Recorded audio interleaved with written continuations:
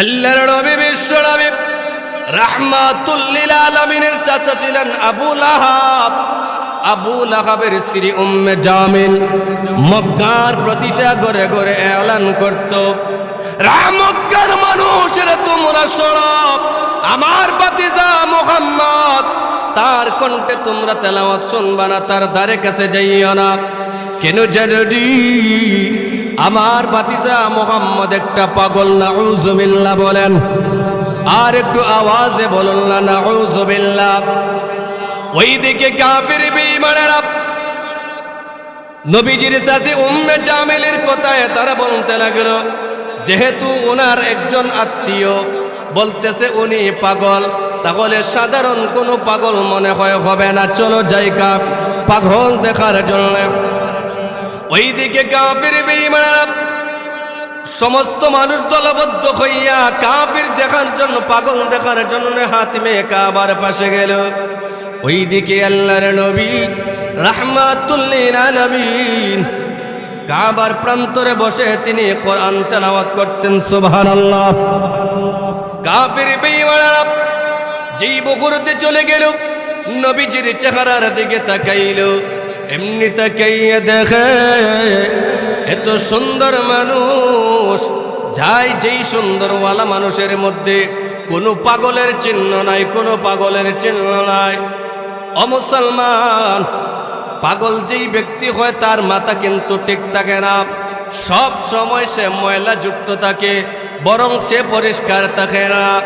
কাফির বেঈমানেরা যেই বগুড়তে দেখলো আল্লাহর নবী রাহমাতুল লিল আলামিনের সুন্দর চেহারার দিকে তাকাইল, এমনি তাকাইয়া তারা বলে, না না না, এত সুন্দর চেহারাওয়ালা মানুষ কখনো পাগল হতে পারে না। আর একটু আওয়াজে বলুন না সুবহানাল্লাহ। আল্লাহর নবী বিশ্ব নবী রাহমাতুল লিল আলামিনের একজন সাহাবী, সুন্দরের বর্ণনা দিতে গেলে সারা রাত বয়ান করে শেষ হবে না। আল্লাহর নবীর সাহাবী হযরতে জাবির ইবনে সামুরা রাদিয়াল্লাহু তাআলা আনহু বলেন, একদিন দেখির পূর্ণিমার আকাশের রাতে, পূর্ণিমার রাতে আমার নবী রাহমাতুল লিল আলামিন মসজিদে নববীতে সাহাবায়ে কেরামদের তালিম দিতেছেন, দর্শ দিতেছেন, কিন্তু আমি মসজিদের ভিতর যাই না, মসজিদের ভিতরে যাই না, আমি মসজিদের বাহিরে দাঁড়াইয়া একবার নবীর চেহারার দিকে তাকাই, আর একবার আমি আকাশের পূর্ণিমার চাঁদের দিকে তাকাই। সুবহানাল্লাহ। বাইরে আমার লক্ষ্য করে দেখুন, আল্লাহর নবী বিশ্ব নবী রাহমাতুল লিল আলামিন ডেকে ডেকে বলে, জাবের রে, মসজিদে কেন প্রবেশ করো না, তালিম শুনতে কেন বসো না? ওই জাবের রাদিয়াল্লাহু তাআলা আনহু বলেন, ইয়া রাসূলুল্লাহ, ইয়া হাবিবাল্লাহ, আল্লাহর নবী গো, আমি কেন বসি না জানেনলে? ওগো নবীজি,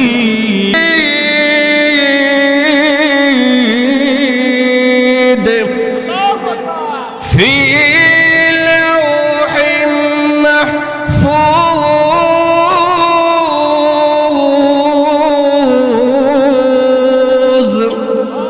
আল্লাহ বলেন, বাল হুয়া কুরআনুম মাজিদ, মহামণ্ডান্বিত সম্মানিত কোরআন, কুরআনুম মাজিদ ফি লাউহিম মাহফুজ, আল্লাহ লৌহে মাহফুজে একসাথে সংরক্ষিত করেছেন।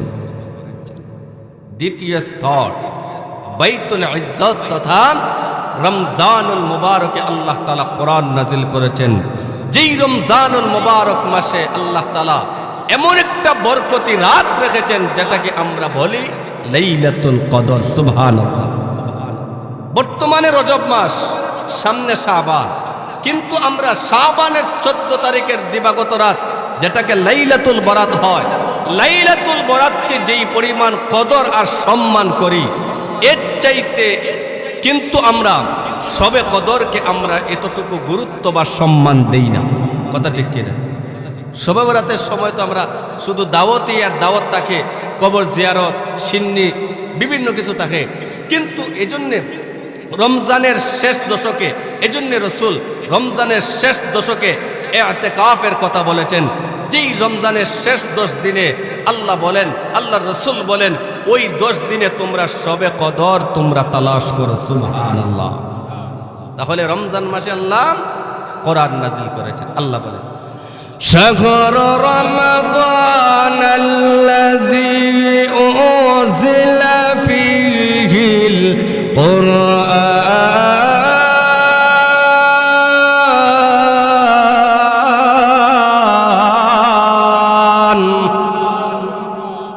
আল্লাহ বলেন, শাহরু রমাদান আল্লাযী উনজিলা ফীহিল কুরআন, মহামান্বিত বরকতওয়ালা মাস রমজান মাসে আল্লাহ কোরআন নাযিল করেছেন।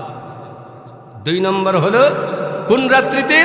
ইন্না আনজালনাহু ফি লাইলাতিল কদর, নিশ্চয় আল্লাহ লাইলাতুল কদরের রাত্রিতে আল্লাহ তাআলা বরকতময় এক রাত্রিতে কোরআন নাযিল করেছেন। পাইলাম দুইটা স্তরে একসাথে আল্লাহ তাআলা কোরআন নাযিল করেছেন। 3 নম্বর স্তর, আল্লাহ তাআলা গোটা 23 বৎসরে কোরআন নাযিল করেছেন। সুবহানাল্লাহ। কার মাধ্যমে, কিভাবে, কার উপর? আল্লাহ বলেন, নাযালা বিহির রূহুল আমিন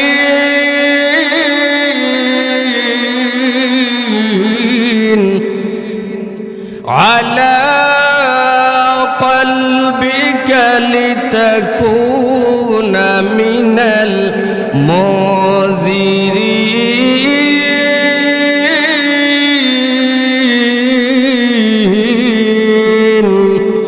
আর একটু আওয়াজে বলুন না আল্লাহু আকবার।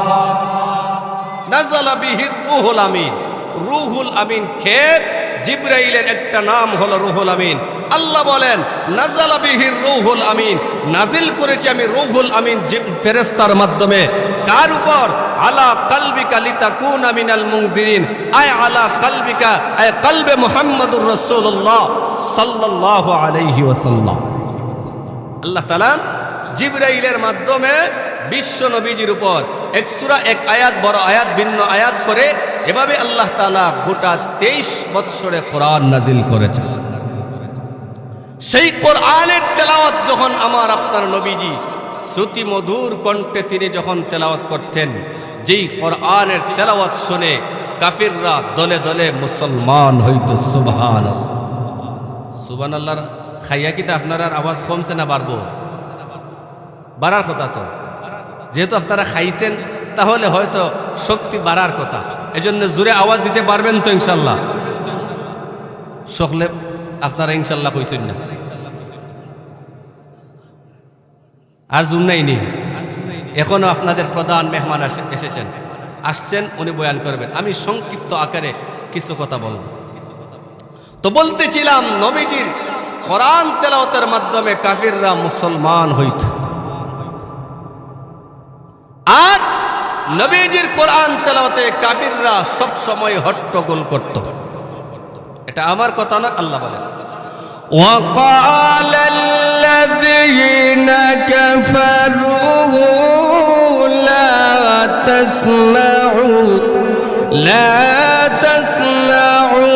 لهذا القرآن والغوا فيه لعلكم تغلبون।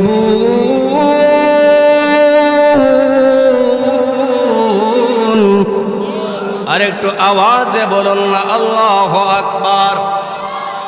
ও মুসলমানেরা, আল্লাহর নবী বিশ্ব নবী রাহমাতুল লিল আলামিনের উপর যখন আল্লাহ কোরআন নাযিল করেছেন, নবীজি জবান দ্বারা বারবার নাড়াইতেন জবান। আল্লাহ জানাইয়া দেয়, ওগো নবীজি, লা তুহাররিক বিহি লিসানাকা লিবিহি, লা তুহাররিক বিহি লিসানাকা লিতাজালা বিহি, ইন্না আলাইনা জামআহু ওয়া কুরআনা। আল্লাহ রাব্বুল আলামিন বিশ্ব নবী রাহমাতুল লিল আলামিনকে জানাইয়া দে, ওগো পয়গম্বর, আপনার জবান বারবার নাড়ার কোনো দরকার নাই। ওগো নবীজি, আমি আল্লাহ আপনার সিনার ভিতরে আমি আল্লাহ কোরআন দিয়ে দিব, কোরআন দিয়ে দিব, আপনার জবান নাড়ানোর দরকার নাই।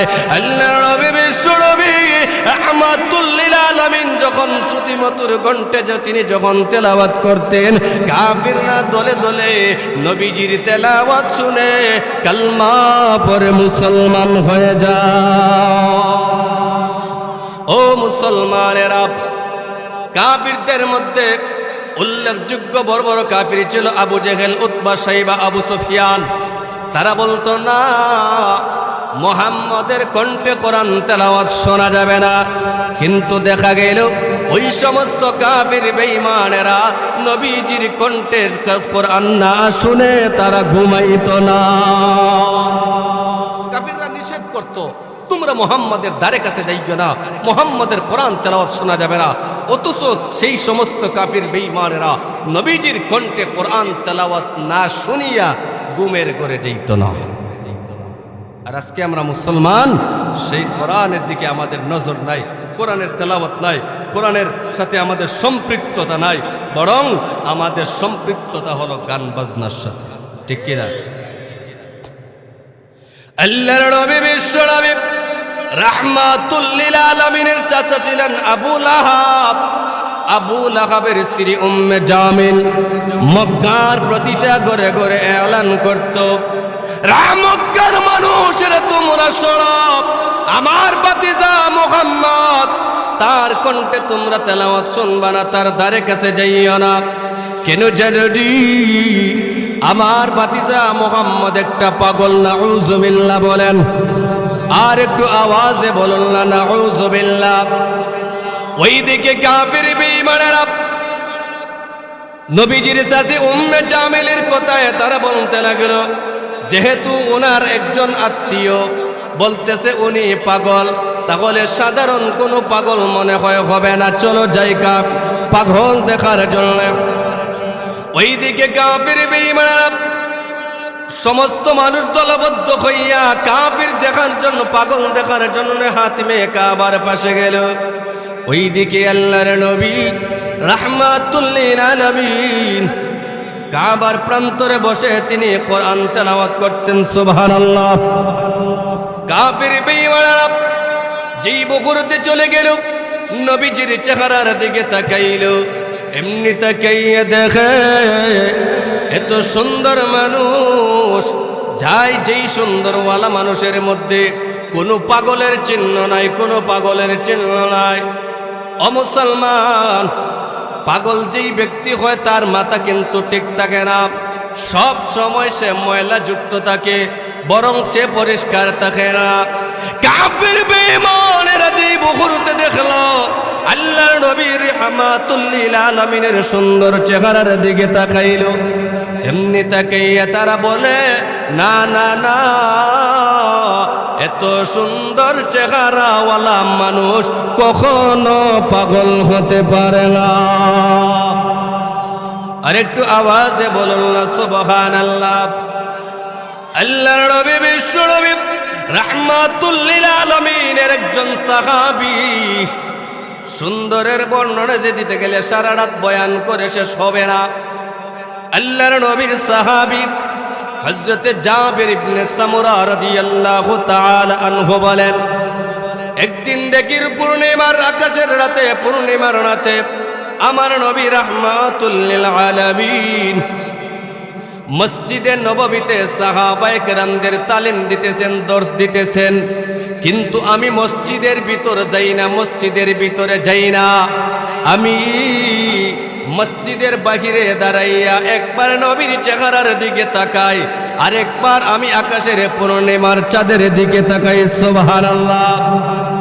বাইরে আমার লক্ষ্য করে দেখুন, আল্লাহর নবী বিশ্ব নবী রাহমাতুল লিল আলামিন ডেকে ডেকে বলে, জাবের রে, মসজিদে কেন প্রবেশ করো না, তালিম শুনতে কেন বসো না?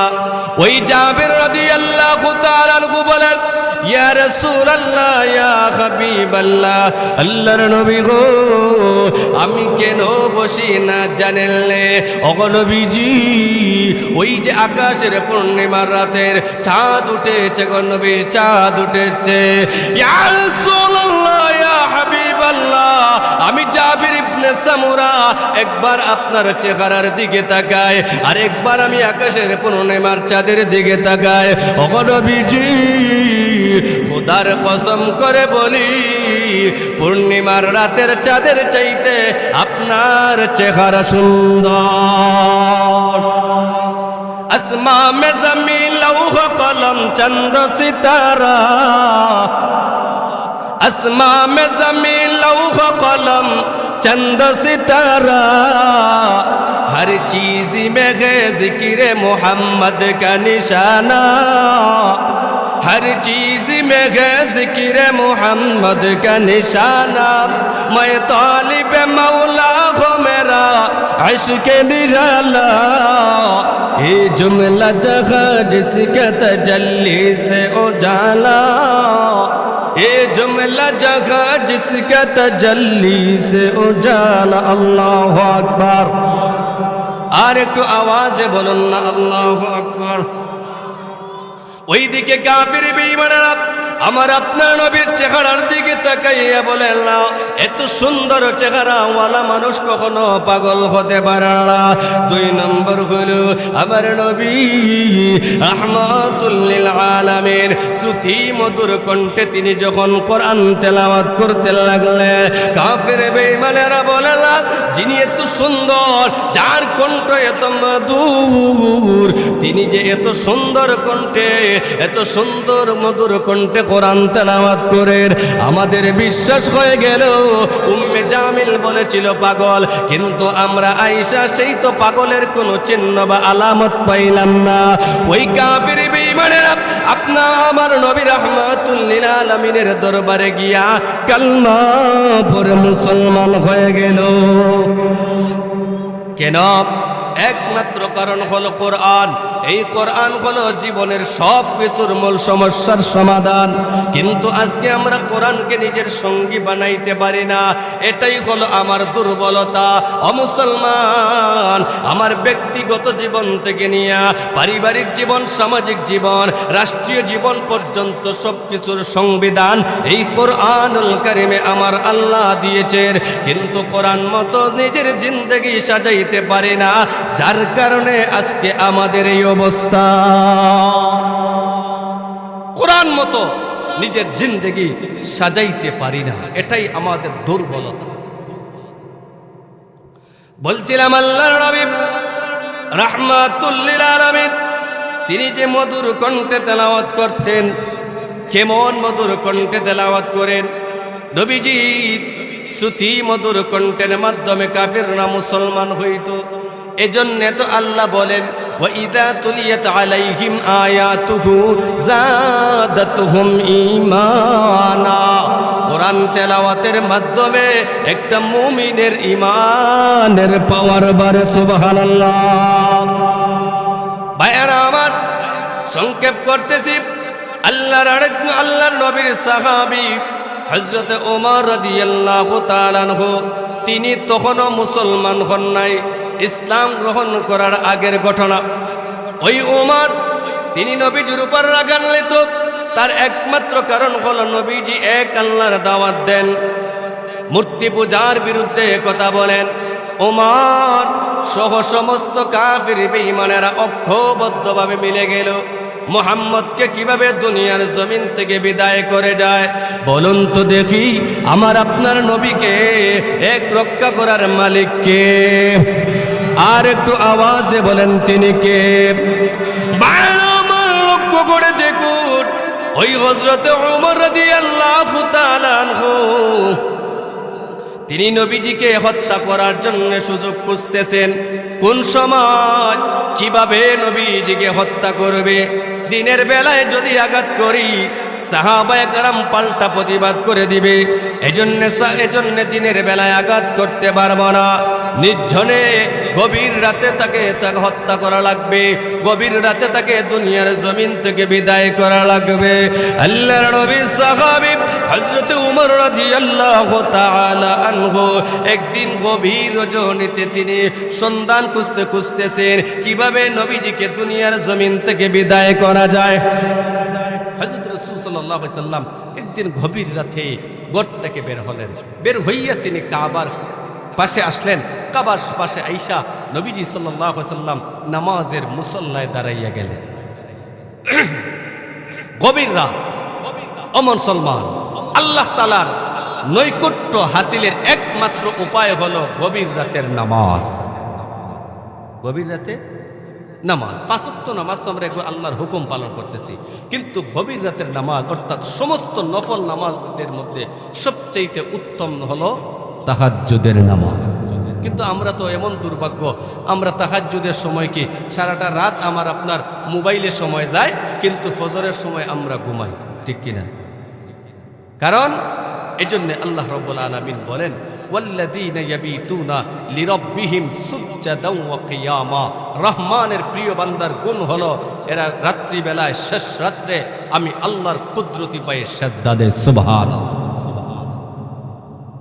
হযরত ওমর বলেন, আল্লাহর নবী বিশ্ব নবী রাহমাতুল লিল আলামিন যখন তিনি কাবার প্রান্তরে নামাজের মুসল্লায় দাঁড়াইলেন, এমনি ওমর তিনি বলেন, আমি কাবা ঘরের পিছনে রয়ে গেলাম, বিশ্ব নবী মুহাম্মদকে আমি হত্যা করব।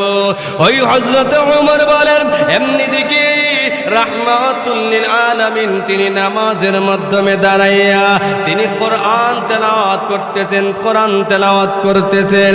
হযরত ওমর বলেন, আমি কোরআন তেলাওয়াত শুনে যেই পরিমাণে সুন্দর শ্রুতি মধুর কণ্ঠে ছন্দ মিলাইয়া সাহিত্যিক ভাষায় তিনি যে কোরআন তেলাওয়াত করতেছেন, আমি ওমর মনে মনে ভাবি কাফির বেঈমানেরা যে বলে মুহাম্মদ সাহিত্যিক, মুহাম্মদ কবি, তাহলে তাদের কথা সত্য, তাহলে তাদের কথা সত্য না হয় তিনি এত সুন্দর করে ছন্দ মিলাইয়া মিলাইয়া কেমনে কোরআন তেলাওয়াত করেন।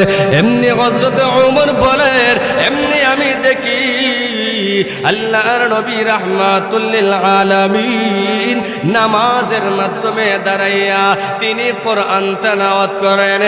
ইন্নাহু লাকাওলু রাসূলিন কারীম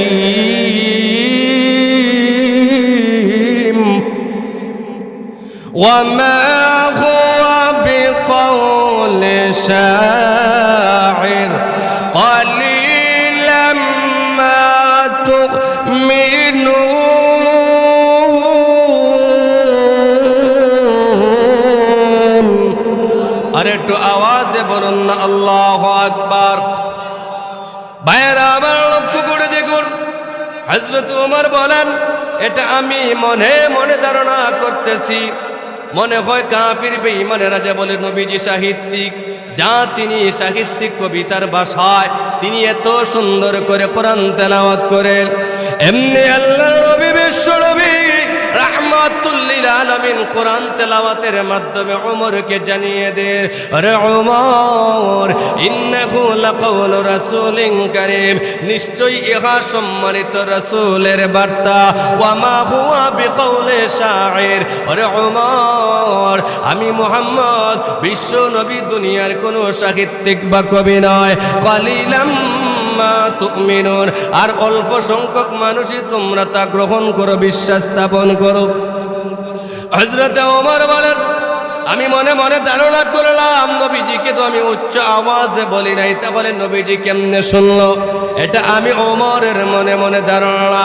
হযরত ওমর বলেন, তাহলে তিনি যদি কোনো সাহিত্যিক বা কবি না হয়, তাহলে তিনি মনে হয় কোনো জ্যোতিষ বা গণক হবেন। ও মুসলমান, আজকে আমরা গণকের কাছে, জ্যোতিষের কাছে আমরা গিয়া আমাদের ঈমান নষ্ট করে দেই, আমাদের ঈমান চলে যায়। এজন্য জ্যোতিষ এবং গণকের কাছে যাওয়া যাবে না। তাদের কাছে গেলে আমরা যে ভাগ্যের পরিবর্তনের যেই জিনিসটা পাই, কিন্তু পৃথিবীর কোনো মানুষ ভাগ্যের পরিবর্তন করতে পারবেন না। যিনি করবেন তিনি একমাত্র কে? আর একটু আওয়াজে বলুন, তিনি কে? বারবার লক্ষ্য করে দেখুন, হযরত ওমর বলেন, আমি মনে মনে ভাবলাম তিনি মনে হয় যদি সাহিত্যিক না হন, তাহলে তিনি একজন জ্যোতিষ বা গণক হবেন। কিন্তু আমি এই কথা বলার পরে মনে মনে বলার পরে এমনি দেখি বিশ্ব নবী তিনি কোরআন তেলাওয়াত করেন, ওয়ালা বিকাউলি কাহিন قليلا ما تذكرون।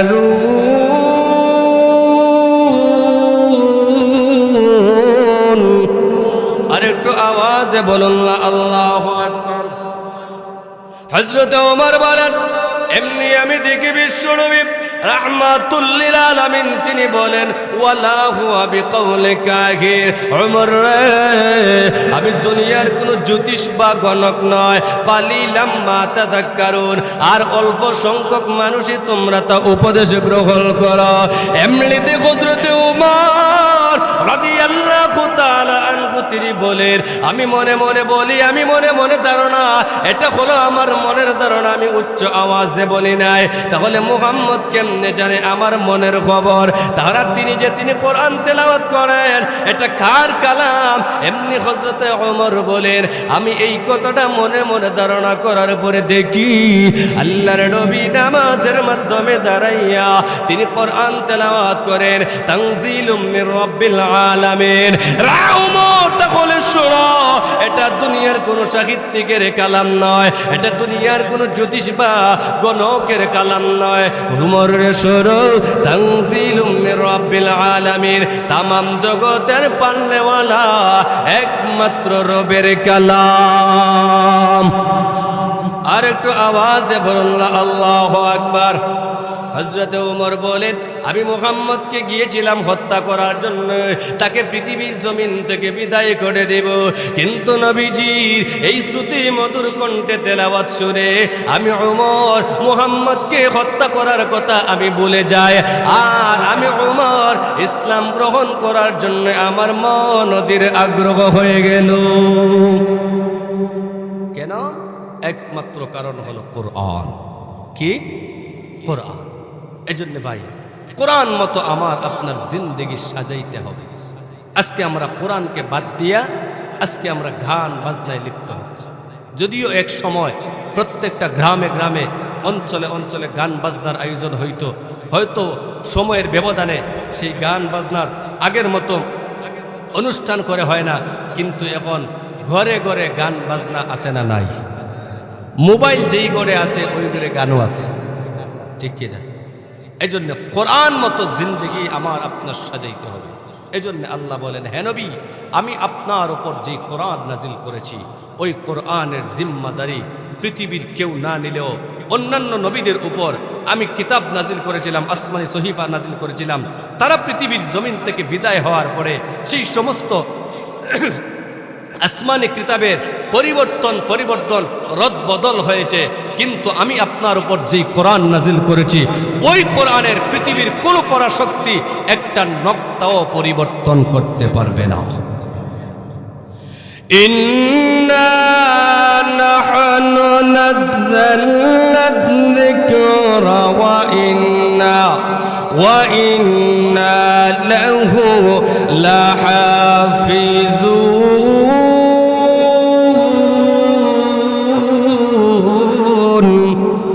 আল্লাহ বলেন, ওগো নবীজি, ইন্না নাহনু নাযালনা যিকরা, অর্থাৎ আমি আল্লাহ যে জিকির নাজিল করেছি, কোরআন নাজিল করেছি, ওই কোরআনের জিম্মাদারি আমি আল্লাহ গ্রহণ করে নিলাম।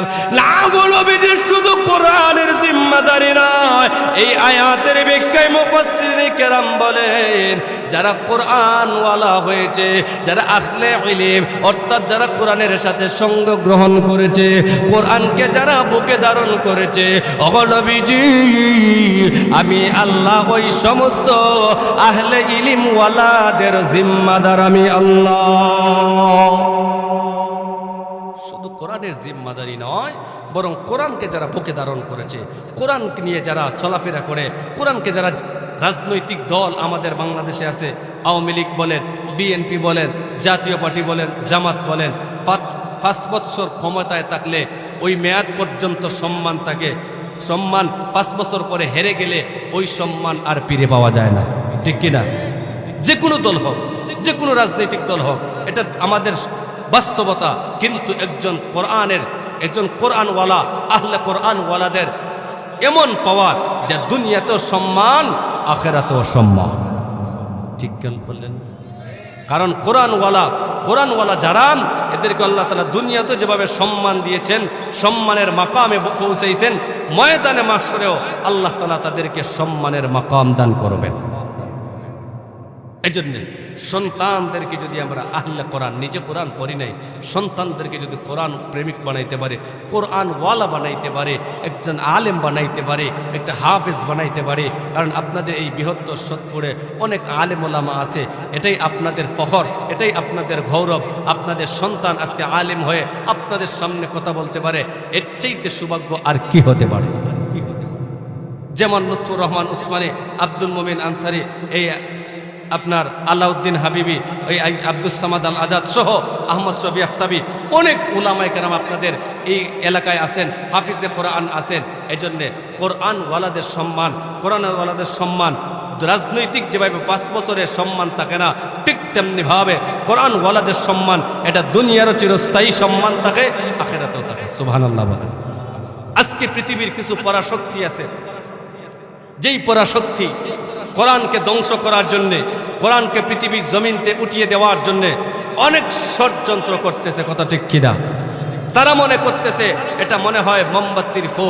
এজন্য ভাই সংক্ষেপে একটি উদাহরণ দিয়ে আমি আমার বয়ানের ইতি টানবো। এজন্য আল্লাহ রাব্বুল আলামিন বলেন, অগণবিজি পৃথিবীর কোনো পরাশক্তি কোরআনকে ধ্বংস করতে পারবে না।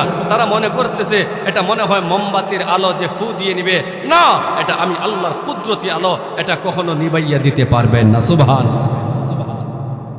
প্রমাণ আল্লাহ বলেন, يريدون ليطفئوا نور الله بأفواههم والله متم نوره ولو كره الكافرون।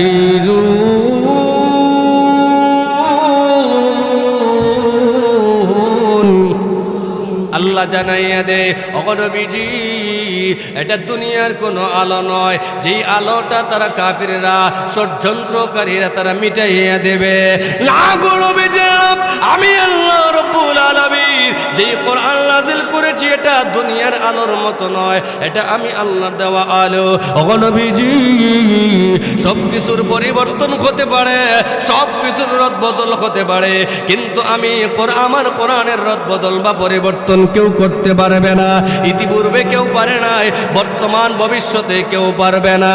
কেমন ভাইরা আমার লক্ষ্য করে দেখুন, বাদশাহ মামুন রশিদের দরবারে সমস্ত ধর্মীয়দের একটা অনুষ্ঠান হইতো। ওই অনুষ্ঠানে একবার একজন ইয়াহুদি আসলো। বাদশাহ মামুনুর রশিদ ওই ইয়াহুদি লোকটাকে লক্ষ্য করে বলে, ও ভাই, তুমি যদি ইসলাম গ্রহণ করে নিতে তাহলে তোমারে আমি আরো অনেক সম্মান দিতাম। সুবহানাল্লাহ। লোকটা বলে, না, আমি ইসলাম গ্রহণ করতে পারবো না। চলে গেল সেখান থেকে। দ্বিতীয় বছর, এরপরে বছর যখন আসলো, এমনি বাদশাহ মামুনুর রশিদ বলেন, আমি লোকটার চেহারার দিকে তাকাইয়া দেখি লোকটার পরিবর্তন হয়ে গেছে। লোকটা মুসলমান। আমি সভা শেষে জিজ্ঞাসা করলাম, ভাইরে, তোমাকে গত বছর বলেছিলাম, আমি কালেমার দাওয়াত দিয়েছিলাম, কালেমা গ্রহণ করো নাই, আজকে কোন জিনিসে তোমাকে মুসলমান হইতে বাধ্য করলো?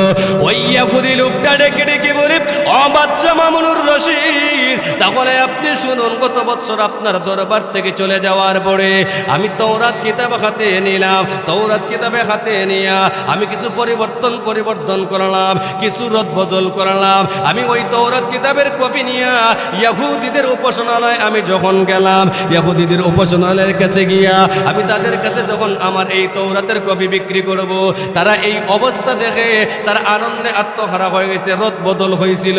তারা আনন্দে গ্রহণ করে তা আমার কাছ থেকে ক্রয় করে নিয়েছে। ঠিক তেমনি ধারাবাহিকভাবে আমি ইঞ্জিলের কপি করলাম, রদবদল করলাম, নাসারাদের উপাসনালয়ে নিয়ে গেলাম, তারাও সেগুলো আমার কাছ থেকে সাদরে গ্রহণ করেছে। ওগো বাদশাহ মামুনুর রশিদ, কিন্তু আমি শেষমেশ যখন কোরআনে হাত দিলাম, আমি কোরআনের কিছু আয়াত পরিবর্তন করতে লাগলাম, হরকত পরিবর্তন করলাম, শব্দ পরিবর্তন করলাম। আমি যখন মুসলমানদের কাছে নিয়ে যাই, এমনি দেখি মুসলমানেরা কোরআনকে উল্টাইয়া তারা আমার কাছ থেকে নিল না। তারা বলে না, এই কোরআনে নির্ভুল আছে, এই কোরআনে ভুল আছে, রদবদল আছে। ওগো বাদশাহ মামুনুর রশিদ, সকলে শোনো, তাওরাত এবং ইনজিলের রদবদল করার কারণে তারা যখন আমার কাছ থেকে খরিদ করল, কিন্তু কোরআনের একটু রদবদল করার কারণে মুসলমানেরা আমার কাছ থেকে খরিদ করে নাই। তাহলে বোঝা গেল এই কোরআন সত্য, যেই কোরআনের পরিবর্তন পৃথিবীর কেউ করতে পারে না। এই জন্য পরিবর্তন যখন দেখে তারা যখন আমার কাছ থেকে কিনে নিল না, তাহলে আমি বুঝতে পারলাম এটা কোরআন সত্য। তখনই আমি কালমা পড়ে মুসলমান হয়ে গেছি। মেহমান হাজির হয়ে গেছেন। যা কিছু বললাম, আমরা যেন কোরআনের ওয়ালাদের মতো, কোরআনের মতো জিন্দেগি গঠন করে যেন আমাদের জিন্দেগি সাজাইতে পারি। আল্লাহ আমাদের সেই তৌফিকটুকু দান করুন। ওয়া আখির দাওয়ানা আলহামদুলিল্লাহি রাব্বিল আলামিন।